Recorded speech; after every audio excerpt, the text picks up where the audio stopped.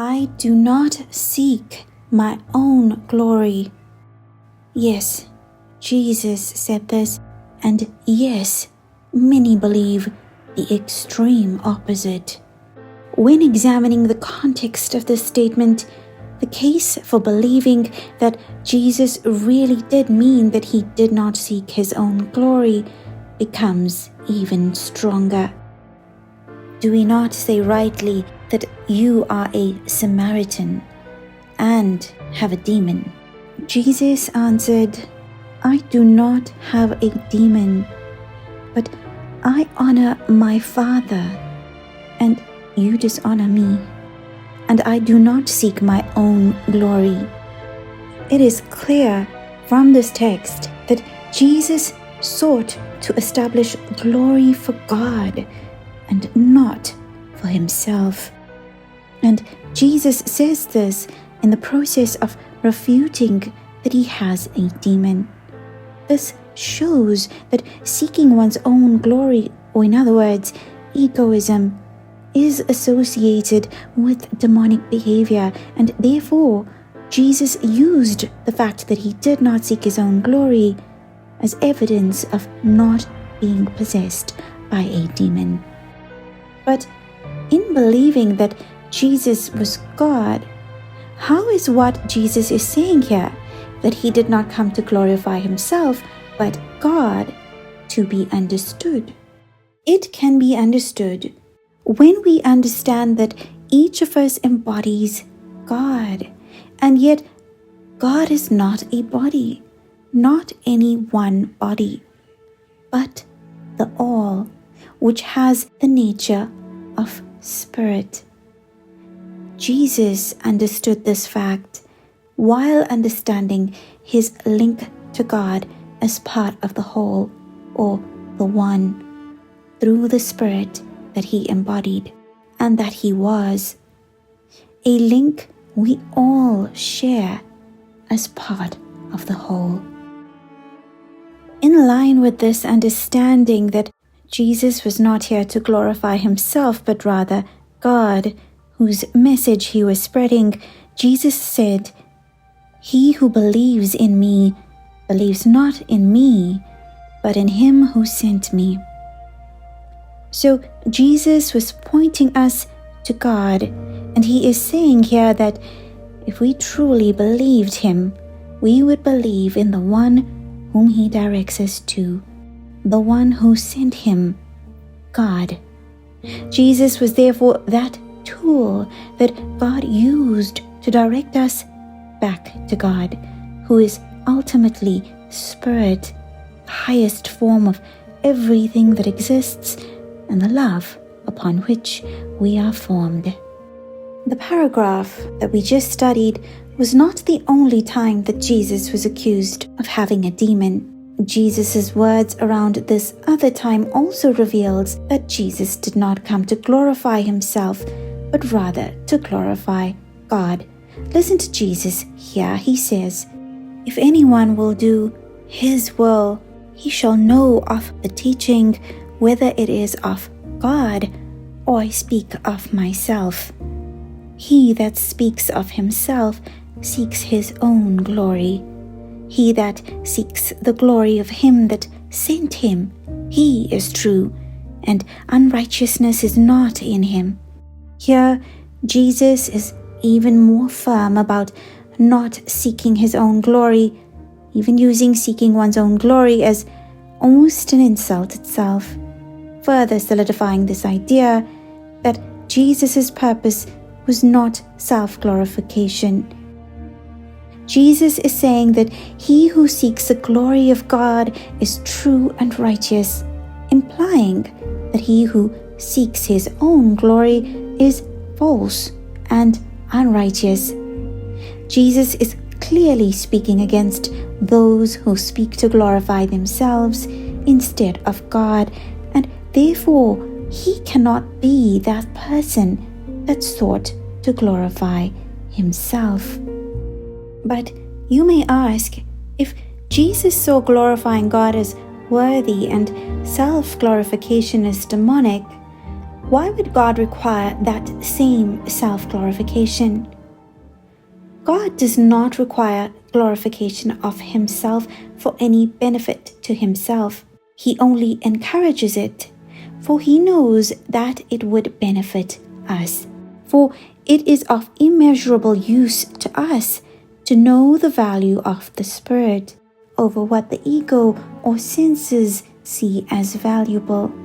God only wants us to see his glory so that we may know through God's connection to all things the glory and the true potential of life, including our own lives, and to know it not for its superficial sensory value, but for the value of the essence from which it is all built, so that we can look beneath all things to the foundation of the world, to Spirit, to see its true and ultimate glory and our true and ultimate value in him.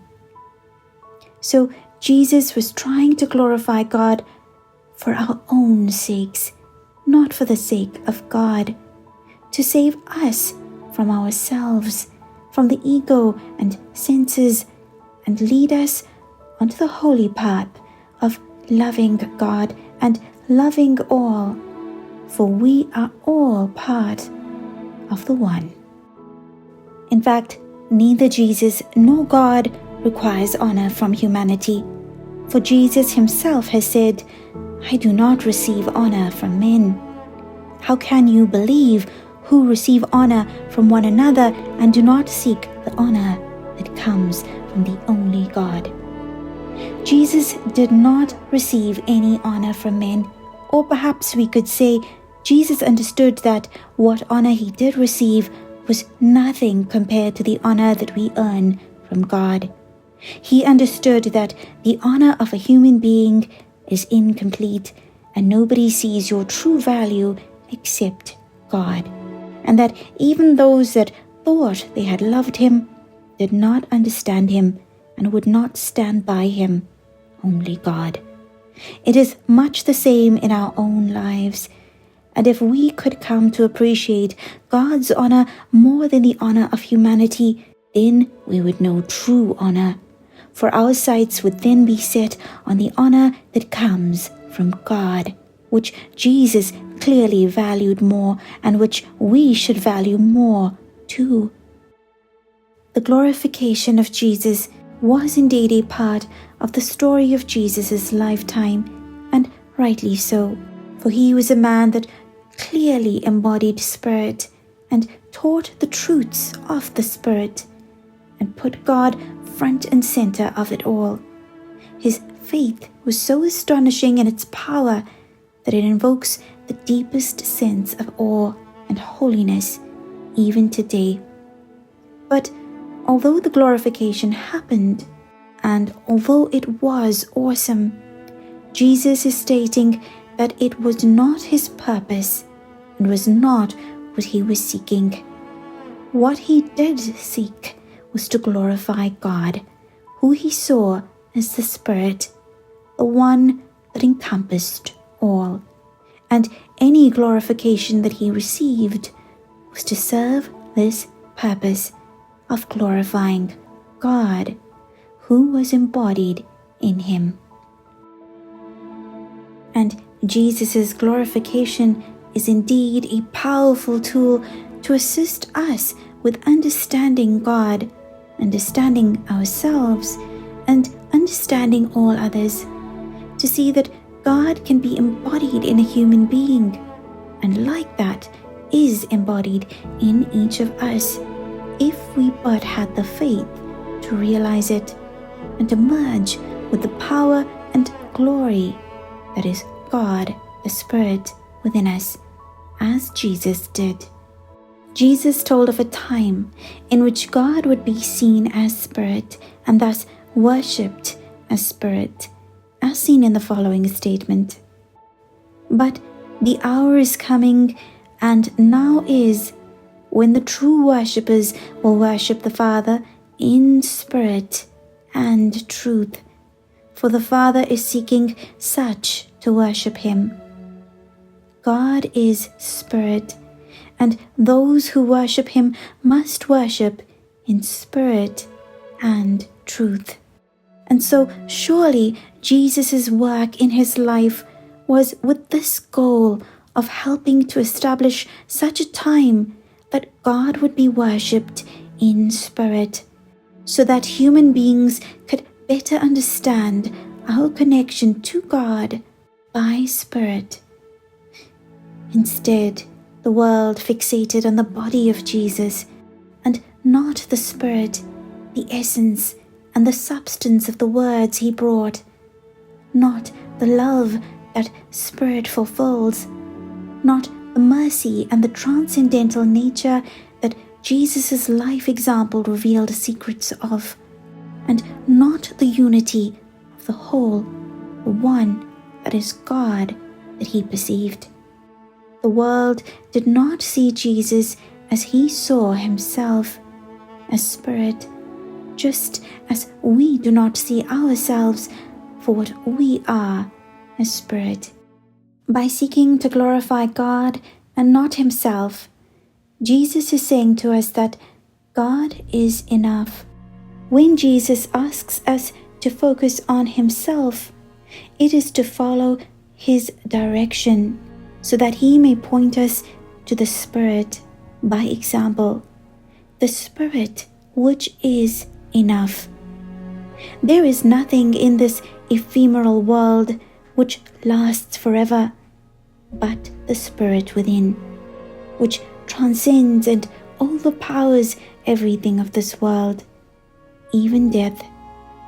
This is the belief of Jesus and the real message of Jesus, a message that focused on the foundation, on spirit, that transcends and yet unites the physical, a message full of love and mercy, one of equality and a real path to the freedom from sin and the true power of the soul that Jesus' life displayed.